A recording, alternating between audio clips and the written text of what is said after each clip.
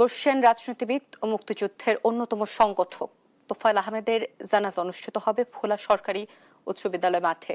সেখানকার পরিস্থিতি জানাতে এবার যোগ দিচ্ছেন আরেক সহকর্মী ছোটন সাহা। ছোটন, নিশ্চয় শুনতে পাচ্ছেন, জানাজা নিয়ে সবশেষ কি তথ্য আছে আপনার কাছে, আমাদেরকে জানাবেন। অতসী অল্প কিছুক্ষণ পরে ভোলার হেলিপ্যাড চত্বরে কিন্তু তোফায়েল আহমেদের যে লাশ সেটি নিয়ে আসা হবে। ইতিমধ্যে ঢাকা থেকে সেই লাশ কিন্তু ভোলার উদ্দেশ্যে রওনা দিয়েছে এবং আমরা রয়েছি হেলিপ্যাড চত্বরে। এখানে কিন্তু দলীয় নেতাকর্মীরা কিন্তু আপনি দেখতে পাচ্ছেন যে এখানে অপেক্ষমান অবস্থায় রয়েছেন এবং এখানে তাকে প্রশাসনের কর্মকর্তা থেকে শুরু করে আইন শৃঙ্খলা রক্ষাকারী বাহিনীর সদস্যরাও কিন্তু এখানে রয়েছেন এবং এখান থেকে তার লাশ নিয়ে যাওয়া হবে তার স্বজনদের বাড়ি। এরপর ভোলা সরকারি বালক উচ্চ বিদ্যালয় মাঠে দুপুর 2টা নাগাদ কিন্তু তাকে জানাজা অনুষ্ঠিত হবে এবং রাষ্ট্রীয় মর্যাদায় তাকে দেওয়া হবে। আমরা একটু কথা বলতে চাই একজন, একটু আপনার সাথে জানতে চাই, শেষ বিদায় জানাতে তাকে তো এসেছেন, আপনার স্মৃতিচারণ একটু জানতে চাই। ইতিমধ্যে আমরা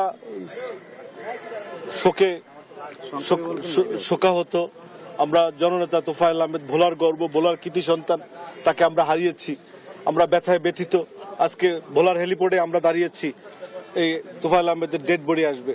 যে তোফায়েল আহমেদ আসলে হাজার হাজার মানুষ এই হেলিপোর্টে অবস্থান করত।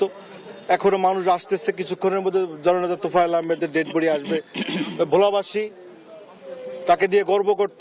আজকে ভোলার গর্ব, ভোলার কৃতি সন্তান উনি শুধু। ধন্যবাদ।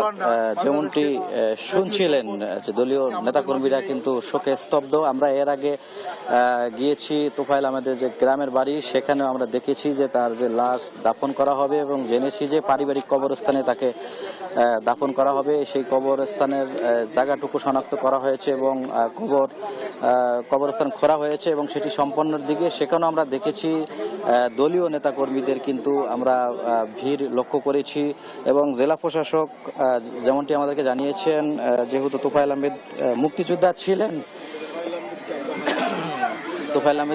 ছিলেন এবং তাকে গার্ড অব অনার দেওয়া হবে এবং সেখানেও যে আইন শৃঙ্খলা রক্ষাকারী বাহিনীর সদস্যরাও কিন্তু সেখানে কিন্তু রয়েছেন। আমরা সেই চিত্র কিন্তু দেখানোর চেষ্টা করছি এবং সবচেয়ে তার গ্রামের বাড়িতে তৃতীয়বারের মতো তার জানাজা অনুষ্ঠিত হবে। এরপর তাকে দাফন করা হবে, এমনটি কিন্তু আমরা জেনেছি। তো এ ছিল আমার কাছে তোফায়েল আহমেদের জানাজার সর্বশেষ তথ্য। অতসী। ছোটন, ধন্যবাদ আপনাকে। দর্শক, বাদ জোহর জানাজা শেষে তোফায়েল আহমেদের দাফন, এমনটাই জানাচ্ছিলেন আমাদের সহকর্মী।